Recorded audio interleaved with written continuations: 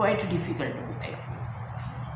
So now ये 2 question है। देखो मैं जो 3D आपको करवाया, हर क्वेश्चन, हर टाइप, हर फॉर्मूले आपको प्रॉपर तरीके से एक्सप्लेन कर रही है। लास्ट 2 टाइप्स का क्वेश्चन है। Find the distance of the point, आपने डिस्टेंस निकालना है where from the plane measured parallel to the line. Even आप डायग्राम ड्रॉ करके देखो तब भी डिफिकल्टी आएगा। क्वेश्चन में क्या बोला है, एक प्लेन से डिस्टेंस निकालना है। प्लेन गिरेगा x minus Y plus z equal to 5। Find the distance of the point, मतलब ये डिस्टेंस निकालना है। Distance between point and plane नहीं है बेटे, यहाँ पे सेंटेंस देखना क्या दे रखा है। सपोज ये P point 1, -2, 3 and then this is आके प्लेन को मीट कर रहा है। कॉन्सेप्ट तो वही आएगा, तो Q पॉइंट को मीट कर रहा है, that is x y z। अब क्वेश्चन में बोला है मेजर्ड पैरेलल, मतलब जो डिस्टेंस है ना PQ, वो पैरेलल है एक प्लेन, इसी लाइन का डिस्टेंस का पैरेलल है। Once again find the distance of the point from this to plane which is measured parallel to the line। ये जो डिस्टेंस है वो लाइन का पैरेलल है। लाइन गिवन है x/2 equal to y/3 equal to z/-6।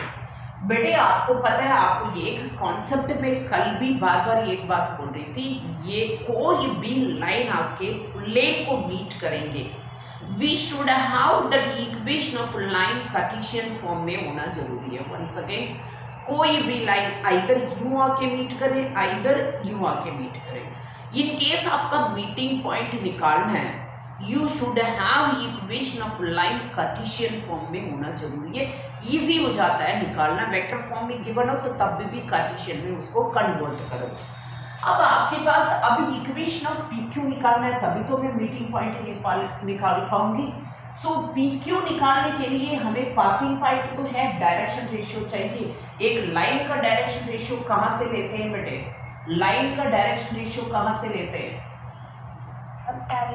Exactly वेंडन बेटे, parallel line से लेते हैं। सिंस मैं रीजन दे रही हूँ, सिंस PQ, आप इधर देखना, ये जो लाइन है, ये जो लाइन का लिंक है पैरेलल है दोनों, और ये लाइन और ये प्लेन का कोई लिंक नहीं है। प्लेन में आके मैं तो ऐसा डायग्राम ड्रॉ किया बेटे, उससे कोई मतलब, ये बाहर की तरफ से भी हो सकता है, कोई मतलब ये दोनों पैरेलल है, और ये लाइन ये प्लेन का कोई लिंक नहीं है। ये बात को अच्छी तरह याद रखना, तुमने immediately this equal to lambda लेके करोगे गलत हो जाएगा। जो लाइन आके प्लेन को मीट करना वो इक्वेशन ऑफ लाइन चाहिए, that line is parallel to given line. Since मैं लिख रही हूँ PQ is parallel to क्या है, parallel to x/2 equal to y/3 equal to z/-6। therefore direction ratio of PQ क्या आ जाएगा, 2, 3, -6 ऑलरेडी स्टैंडर्ड फॉर्म में है। डायरेक्शन रेशियो आ गया, पासिंग पॉइंट आ गया। कैन यू रिमेंबर बेटे इक्वेशन ऑफ लाइन? यस बेटे, equation of line Cartesian form, can you से? x minus x1 upon a equals to y minus y1 upon a equals to z minus z1 upon वेंडन बेटे, वेंडन। सो x minus x1 upon a equal to y minus y1 upon b equal to z minus z1 upon c equal to say lambda. So this implies x is equal to 2 lambda plus 1 and y equal to 3 lambda minus 2 and z equal to -6 lambda plus 3. So q point आ गया x by z in terms of lambda. So ये जो q है, since x, y, z lies on the plane, lies on the, कहाँ पे लाई कर रहा है, plane के ऊपर लाई कर रहा है, डेफिनेटली ये पॉइंट प्लेन को सेटिस्फाई करेंगे। सो प्लेन में रखूँ, so that is equal to 2 lambda plus 1 minus 3 lambda minus 2 and then plus -6 lambda plus 3 equal to क्या हो जाएगा 5।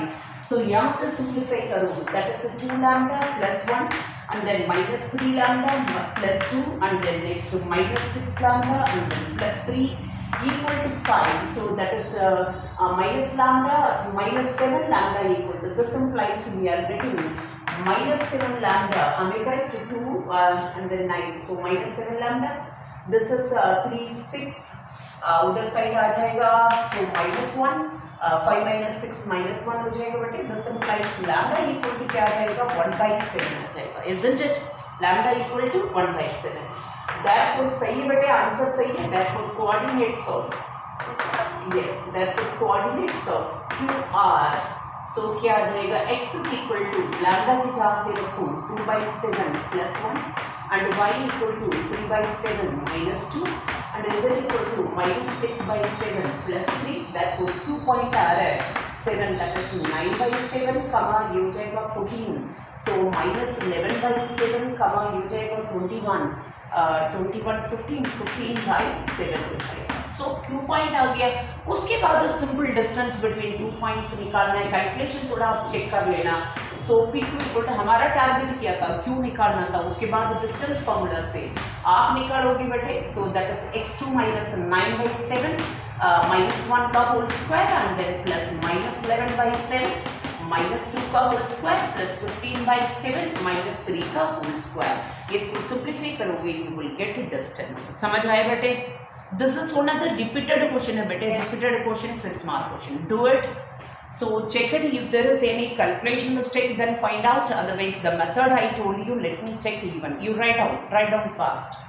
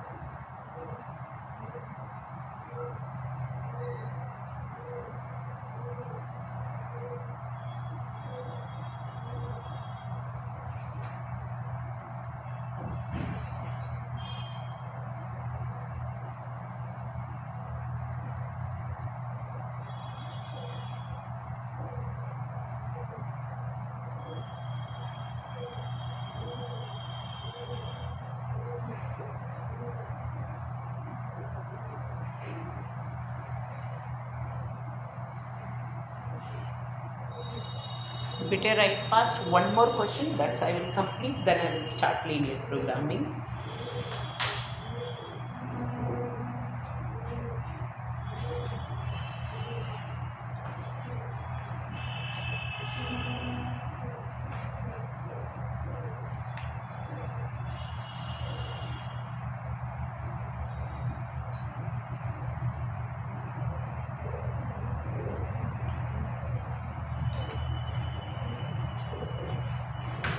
Write fast better.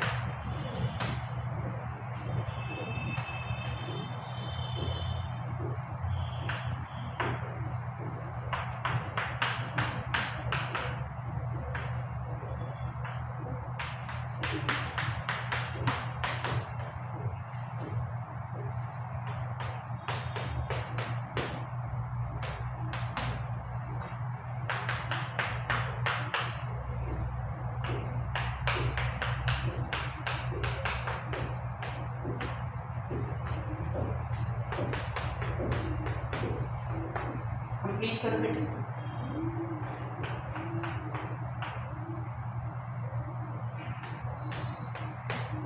I don't know, calculation you have to check yourself.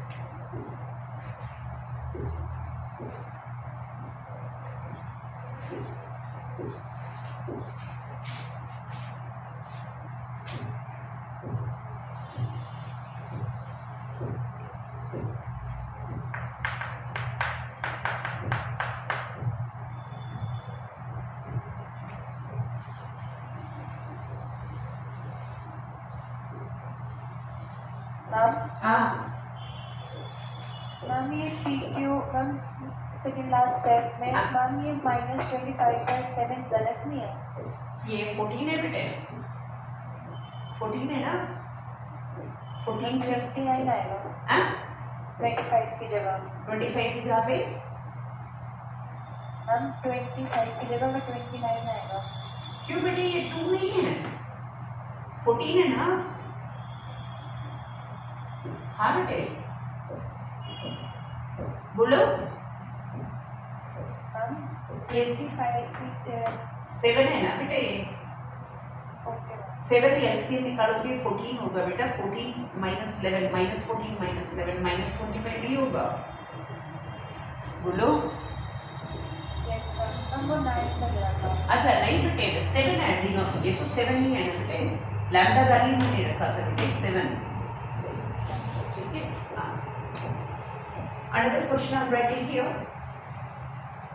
Find the distance of the point. This is also parallel question but different हो जाएगा बेटे। From the line, पहले from the plane देखा था, अभी from the line क्या दे रखा है, x plus 2 upon 3 equal to 2y plus 3 upon 4 equal to 3z plus 4 upon 5 measured parallel to, same question है but question change हो गया, measured parallel to the plane. This both question repeated question है बेटे, that's the following 4x plus 1y minus 3z plus 1 equal to 0। अब बस आपका 3D मेरी तरफ से कंप्लीट करा दिया, जो भी एक्स्ट्रा क्वेश्चंस है whatever example questions that's you how to do it। Anyhow when revision part comes I will do it thoroughly। Now see question बेटे, find the distance of the point from the line। बेटे पहले plane था ना, ऐसे same यहाँ पे line दे दिया, that is x plus 2 upon 3 equal to 2y plus 3 upon 4 equal to 3z plus 4 upon 5। आपने डिस्टेंस निकालना है, पी पॉइंट ये रहा, that is -2, 3, find the distance from this line, from this point two this line. So line को आके यहाँ पे meet करना है, वही जैसे प्लेन में मीट किया ऐसे लाइन को। अब आगे कंडीशन क्या दे रखा है, विच इज मेजर्ड, मतलब जो डिस्टेंस है वो measured parallel to the another plane दे रखा है बेटे। ये जो ये लाइन ये प्लेन का कोई लिंक नहीं है, ये दोनों, ये जो डिस्टेंस है और ये जो प्लेन है दोनों पैरेलल है। ये प्लेन दे रखा है आपके पास 4x plus 12y minus 3z plus 1 equal to 0। Each plane must have one normal, मैंने नॉर्मल ड्रॉ कर लिया। नॉर्मल का डायरेक्शन रेशियो बताओ बेटे, इसका डायरेक्शन रेशियो क्या है, प्लेन का डायरेक्शन रेशियो क्या है बेटे, प्लेन का डायरेक्शन रेशियो क्या है, हाँ बेटे इसी प्लेन का डायरेक्शन रेशियो क्या है, 4, 12, -3, that is coefficient of x y z। Coefficient of x y z है वो डायरेक्शन रेशियो होता है प्लेन का। सो दैट इज 4 क्या दे रखा है 12 एंड देन -3। अब डायग्राम देखिए, आपको कुछ तो समझ आया होगा। सो अब सबसे व्हाट आई टोल्ड यू, जब दो लाइन मीट करेंगे इंटरसेक्टिंग पॉइंट निकालने के लिए we must have that equation of line Cartesian form.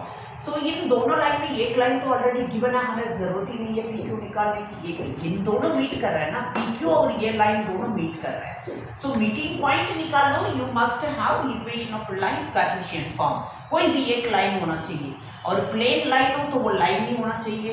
और यहाँ पे दो लाइन है, एक लाइन तो गिवन है, सिंस मैं ले रही बेटा सीधे x plus 2 upon 3 equal to 2y plus 3 upon 4 equal to 3z plus 4 upon 5 equal to say lambda। So this implies x is equal to क्या आ जाएगा 3 lambda minus 2 and y equal to 4 lambda minus 3 the whole upon 2 and z equal to क्या आ जाएगा 5 lambda minus 4 upon 3। So x y z in terms of lambda में आ गया। अब आगे देखना, मतलब ये पॉइंट आ गया, सो ये पॉइंट आ गया। अब आपको क्या है, सिंस अब देख लैम्डा कैसे निकालना, since P Q is perpendicular to ये नॉर्मल टू द प्लेन ये vector, of course direction ratio दोनों का डॉट प्रोडक्ट 0 हो जाएगा। अब मैं क्या कर रही हूँ, डायरेक्शन रेशियो पी क्यू, थोड़ा बहुत लेंथी है, कोशिश करनी पड़ेगा।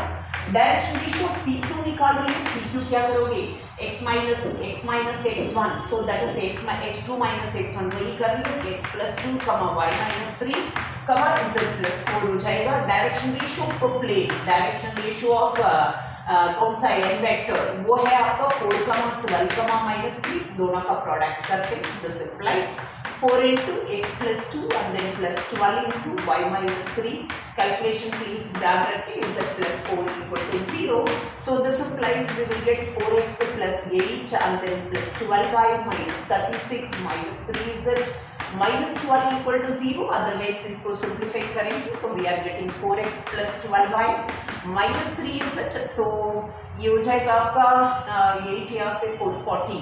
सो इक्वल टू क्या हो जाएगा 40, isn't it? कैलकुलेशन सही है बेटे, सो अभी एक्स वाई जेड का value in terms of lambda में रखा है, उसको यहाँ पे सब्स्टिट्यूट करो। So this implies 4 into X की वजह से 3 lambda minus 2 and then plus 12 into Y की वजह से 4 lambda minus 3 upon 2 and then minus 3 into Z की वजह से 5 lambda minus 4 upon 3 equal to 40। लैम्डा निकाल रही हूँ, सो ये हो जाएगा 12 लैम्डा माइनस 8 एंड देन ये 6, so 24 lambda and then minus ये 6 हो गया बेटे, ये करोगे minus 80, 3 cancel, minus 5 lambda and then plus 4 equal to 40।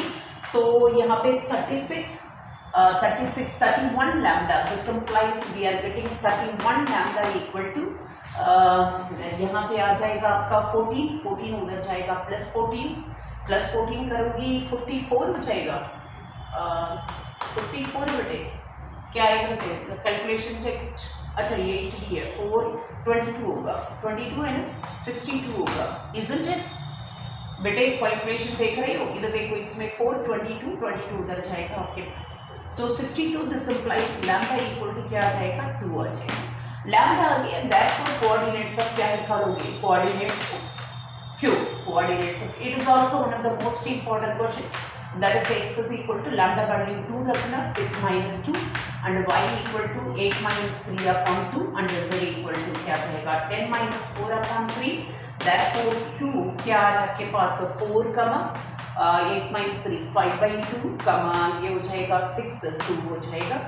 So therefore अब PQ निकालना है, PQ equal to under root of क्या हो जाएगा, so that is 4 plus 2 का होल स्क्वायर, कोई सेम बट क्वेश्चन आपका चेंज हो गया, so that is 2 plus 4 का होल स्क्वायर। बेटे समझ आ गए बेटे, से यस नो, यस बेटे no down, then I will start linear programming, at least linear programming सभी ढंग से ठीक से फोकस करें, एक एक टॉपिक लूज करते जा रहे हो, सो बी अलर्ट।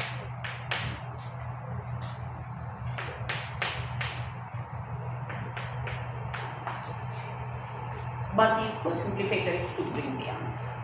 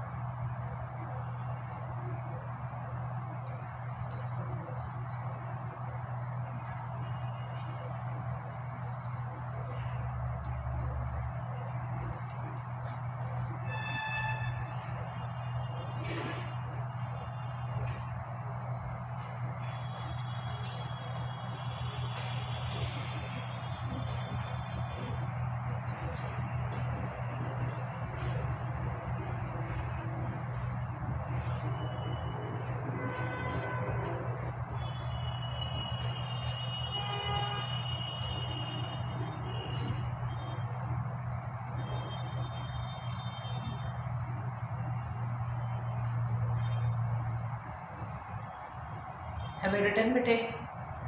Write fast बच्चे please. Diagram very properly draw करो so that you can understand.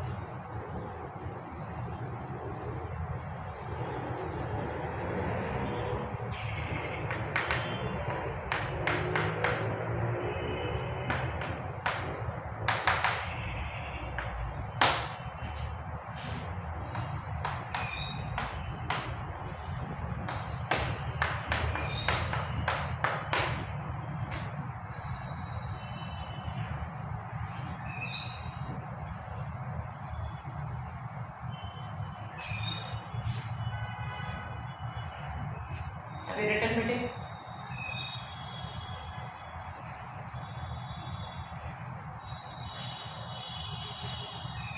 Yes, sir. Yes. बेटे बहुत अच्छी तरह प्लीज एवरीबॉडी, हर कोई बच्चे बहुत अच्छी तरह सुन लेना। बस लीनियर प्रोग्रामिंग के बाद ये एक टॉपिक रह गया है प्रोबेबिलिटी। आई टोल्ड यू मैं अपना टीचिंग में अपनी एक्सप्लेनेशन में कहीं पे भी कम नहीं कर रही हूँ बेटे, ठीक से सुनो, समझ आएगा। आप नहीं सुनोगे अल्टीमेटली बाद में प्रॉब्लम आपको होगा। अभी एटलीस्ट लीनियर प्रोग्रामिंग आपका सीधे एक 6 मार्क क्वेश्चन आएगा, सो डोंट लूज इट, ढंग से ठीक से सुन लेंगे। नाउ अब linear programming problem, linear means degree is 1, that is linear. So linear I told you what is meaning of linear means degree must be 1, that's why we say linear। अब linear programming आपके पास programme linear inequality 11th में पढ़ा है, उसी का continuation है ये। सो यहाँ पे आपका वर्ड्स में दे रखा है, उसको असेंबल करना है इनइक्वालिटी में, उसके बाद ग्राफ ड्रा करना है, फिर सॉल्यूशन निकालना है। सबसे पहले आपका types of LPP, linear programming problem, types of LPP क्या, अभी कुछ टाइप्स आपके पास हट गया जो अब एक्चुअली क्या था, ये तो मैन्युफैक्चरिंग, क्या क्या टाइप था, मैन्युफैक्चरिंग मतलब कोई भी मैन्युफैक्चरिंग प्रोडक्शन के बारे में बात करेंगे, सो दैट इज कॉल्ड क्या है, मैन्युफैक्चरिंग हमेशा क्या होता है बेटा, मैक्सिमम होता है। कोई भी हम काम करेंगे मैक्सिमम आज तक काम करेंगे, मिनिमम आज तक कोई भी काम नहीं करते, मैक्सिमम कोई भी एक्स्ट्रा आज काम नहीं करेंगे। सो मैन्युफैक्चरिंग ऑलवेज क्या होता है, मैक्सिमम होता है। मैन्युफैक्चरिंग ऑलवेज क्या होता है, मैक्सिमम। एक डाइट है, डाइट वाला अनबाउंडेड वो है ही नहीं, फिर भी मतलब तो आपको समझना पड़ेगा। डाइट मतलब कोई भी न्यूट्रिशन मिनरल्स, एक पर्सन का, प्लांट का, कोई भी आप एक डाइट दे रहे हो, विटामिन मिनरल्स जो मिनिमम कितने देना चाहता है उतना देने पड़ता है, तभी आपका डाइट वो फुलफिल होता है। सो आप एक्स्ट्रा लोगे दैट इज मैक्सिमम कितने भी ले सकते हो, लेकिन डाइट ऑलवेज क्या होता है, एक मिनिमम रिक्वायरमेंट। एक इंसान कम से कम 2 रोटी खाएगा तभी तो जी पाएगा, सो वो भी नहीं खाएगा that is not possible at all. So हमेशा एक बात को याद रखना, आप इन केस आप देखोगे हॉस्पिटल्स में वो जो डाइट देते हैं उसमें हर तरीक़ा से आइटम्स रखते हैं। सो मिनरल्स कितने देना चाहिए, क्वांटिटी, और vitamin A, vitamin B, vitamin C, जो भी रिक्वायरमेंट है वो सब कुछ प्रॉपर तरीक़ा से डाइट प्रोवाइड करते हैं। सो जो डाइट है वो हमेशा क्या होता है बेटे, मिनिमम होता है। सो डाइट ऑलवेज क्या होता है, मिनिमम होता है।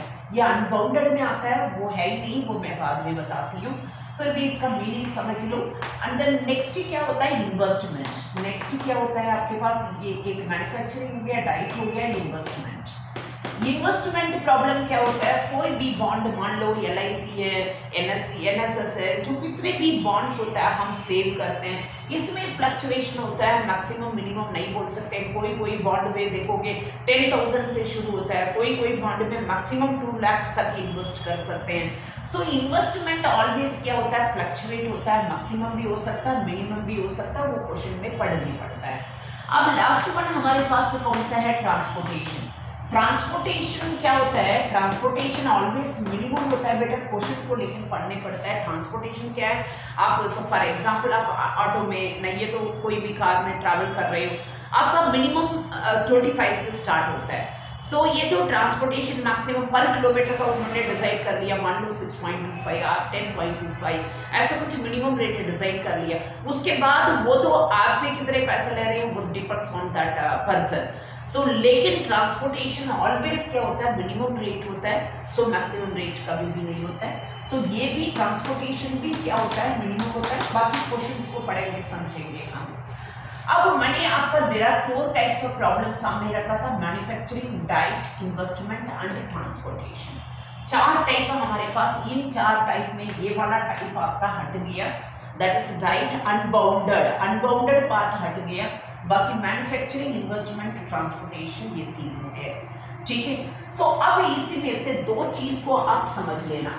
मैंने सबसे पहले बताया, सबसे पहले कौन सा बताया, मैक्सिमम। बेटे मैक्सिमम और अदरवाइज मान लो, इधर देखो मैं पैरेलल मीनिंग बता रही हूँ, बात को समझ लेना। मैक्सिमम, एटमोस्ट और otherwise not more than, not more then,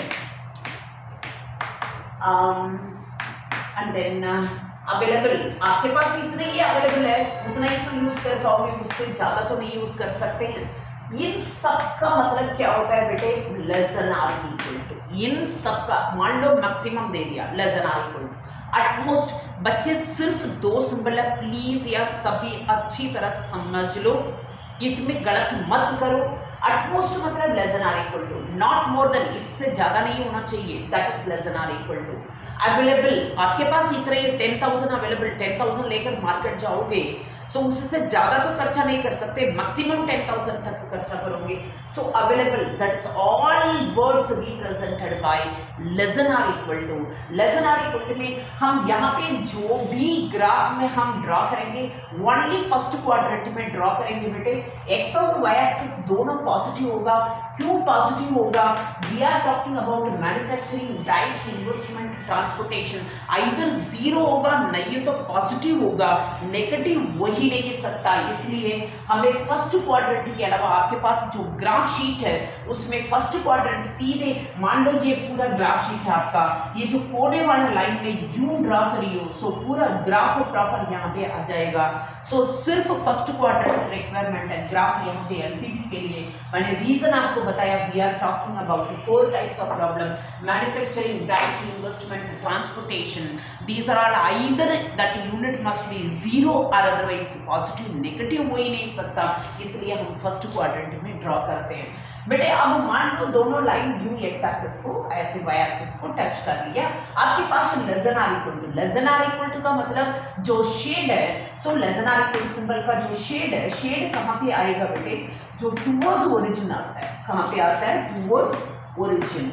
so like this, यहाँ पे ऐसे एरो मार्क लगाते हैं, उसके बाद उसको शेड करते हैं, that should not exceed below. So इसी का जो शेड टुवर्ड्स क्या होता है, this is called bounded region बोलते हैं। क्या रीजन बोलते हैं? बाउंड, बाउंड होना चाहिए। अभी मैं इस रूम में खड़ा हो रही हूँ, दिस इज बाउंडेड। यही छत में जाओगे दैट इज अनबाउंडेड, मतलब कॉर्नर पॉइंट्स होगा लेकिन क्लोज्ड नहीं होगा। सो that is, this is called bounded region बोलते हैं इसको। बेटे इसमें मैंने देखा छोटे छोटे क्वेश्चंस अभी जो सैम्पल पेपर आए हैं इसमें कैसे कैसे मैनिपुलेट करके क्वेश्चंस पूछा है, मैं आपको सब कुछ समझाऊंगी। इवन मैंने ये भी देखा है, चलो वो सब रिविजन में मैं आपको बताती हूँ। सो शेड टुवर्ड्स ओरिजिन होता है और बाउंडेड रीजन, इसका हम बाउंडेड रीजन बोलते हैं। और यहाँ पे जो कॉर्नर पॉइंट्स है वहां से ये सॉल्यूशन निकलता है। कॉर्नर पॉइंट मतलब जो वर्टिसेस है, जो दो दो लाइन मीट करता है, ओनली शेड होना चाहिए। दिस इज ओरिजिन हो गया, ये एक कॉर्नर हो गया, ये रहा एक कॉर्नर पॉइंट, ये 1,0 मान लो, ये रहा एक कॉर्नर पॉइंट। जो शेडिंग खत्म होना है वहां पे दो दो लाइन मीट करना चाहिए बेटे। सो ये बी पॉइंट हो गया, 0, क्या हो गया? बी। सो अब जस्ट मिनट,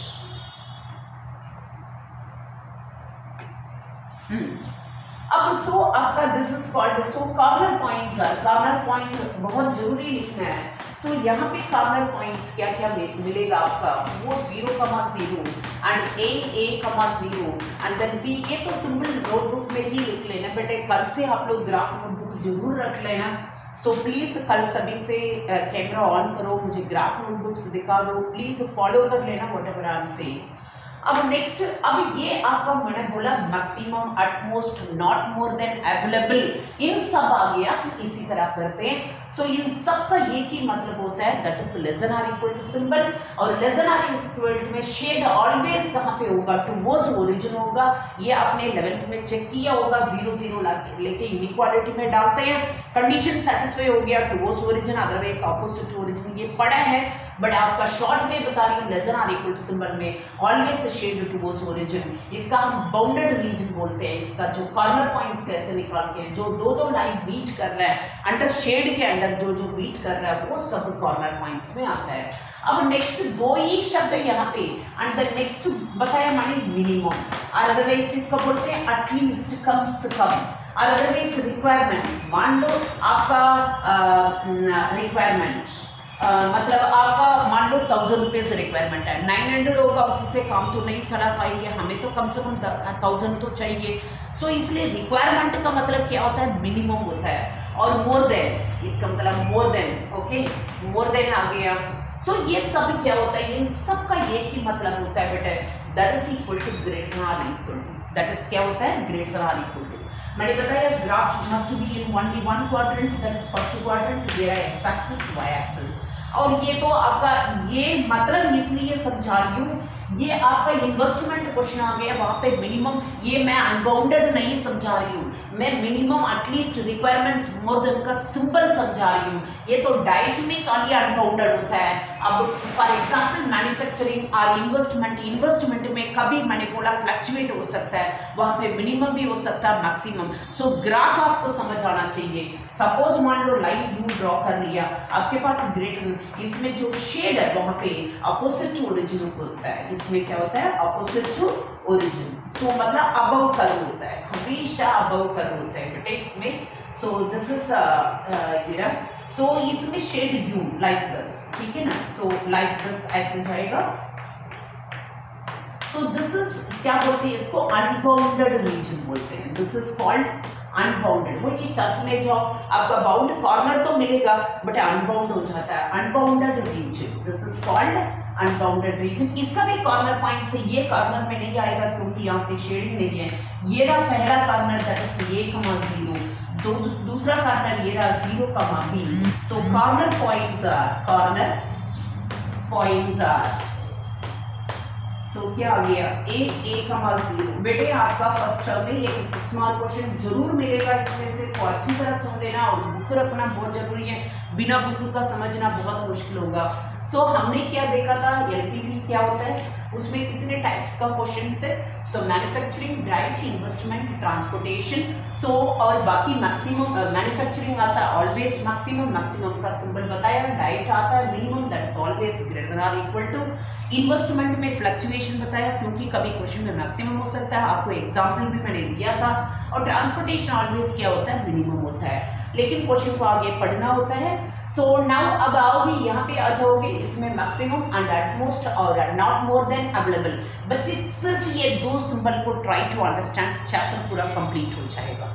सो एटमोस्ट का मतलब लेस देन और इक्वल टू, वहां पे शेडेड टुवर्ड्स ओरिजिन आता है। सो इसका बाउंडेड रीजन बोलते हैं, ये भी 1 मार्क क्वेश्चन है। सो उसका कॉमन पॉइंट्स ये रहा, एंड देन मिनिमम और एटलीस्ट रिक्वायरमेंट मोर देन आ गया, दैट इज ग्रेटर देन और इक्वल टू। उसका जो शेड है अपोजिट ओरिजिन होता है, that is called unbounded region. इसका जो कॉर्नर पॉइंट से ये आ जाएगा। बेटे आपका बेसिक कॉन्सेप्ट समझ आया बेटे? यस बेटे, नोट डाउन करो। आई रिक्वेस्ट एवरीवन बेटे, कल ग्राफ नोटबुक रखो, पेंसिल रखो, स्केल रखो, सीख लेना, एक ही बार में टॉपिक को सीखो। हमेशा बोलते हैं ना, हमने ठीक से सुना नहीं इसलिए आए नहीं है, एटलीस्ट एक टॉपिक ठीक से सुनो, आ जाएगा। नोट करो, ये सिंपल नोटबुक में ही नोट करो, कल से सब कुछ ग्राफ नोटबुक में करो।